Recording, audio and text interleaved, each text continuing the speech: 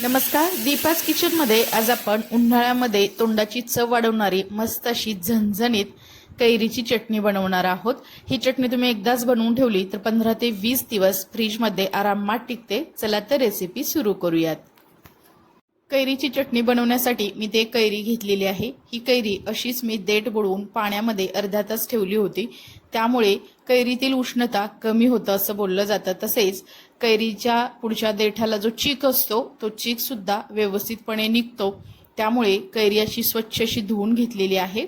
आता आपण याचा पुढचा देठ काढायचा आहे आणि कैरीचे आपण 2 भाग करून घेऊयात। तर तुम्ही ते बघू शकता, कैरी जरा थोडीशी परिपक्व अशी झालेली आहे, त्यामुळे यातील जी कोय आहे ती थोडीशी कठीण झालेली आहे। आता आपण ही कैरी अगदी बारीक बारीक अशा याच्या फोडी करून घेणार आहोत। तर तुम्ही ते बघू शकता, कोयचा जो खालचा भाग आहे तो आपण इथे काढून घेऊयात, कारण आपण इथे फक्त कैरीचा गर वापरून मस्त अशी चटपटीत अशी झणझणीत अशी कैरीची चटणी बनवणार आहोत। तर तुम्ही ते बघू शकता, मी अशी जे कोयचा जो भाग होता तो पूर्णपणे काढून घेतलेला आहे। आता ही कैरी आपली आपण बारीक अशी कट करून घेऊयात। तर याच्या अगोदर सुद्धा मी आपल्या चॅनेलवरती कैरीची आंबट गोड चटणी याची रेसिपी टाकलेली आहे, त्याची लिंक मी डिस्क्रिप्शन बॉक्समध्ये दिलेली आहे।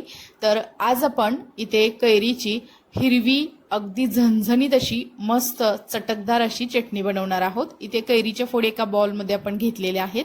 आता एक मिक्सरचं भांडं घ्यायचं आहे, त्यामध्ये ह्या कैरीच्या बारीक केलेल्या फोडी घालून यामध्ये आपण 8 ते 10 लसूण पाकळ्या घालायच्या आहेत, त्यामुळे चटणीला अगदी मस्त अशी चव येते।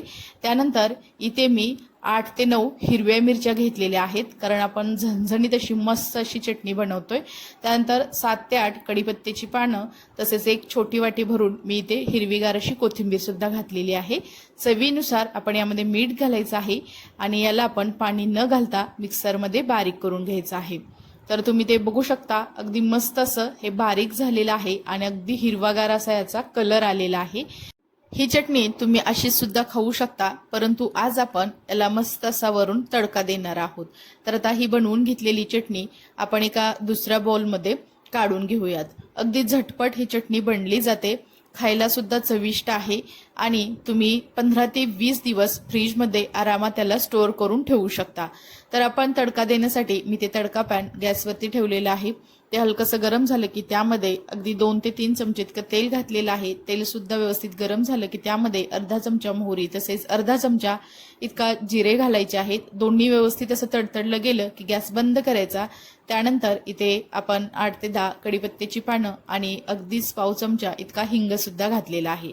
हा आपण गरम गरम असा तडका या चटणीवरती घालूयात आणि मस्त असं चमच्याच्या साह्याने याला व्यवस्थित असं चटणीमध्ये मिक्स करून घेऊयात, त्यामुळे अजूनच छान अशी याची चव येते आणि चटणी सुद्धा अगदी जास्त दिवस टिकते।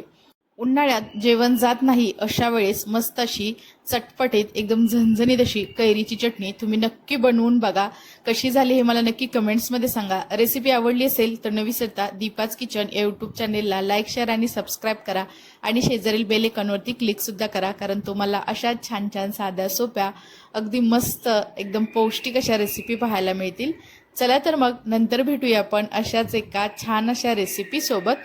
तोपर्यंत सर्वांना धन्यवाद।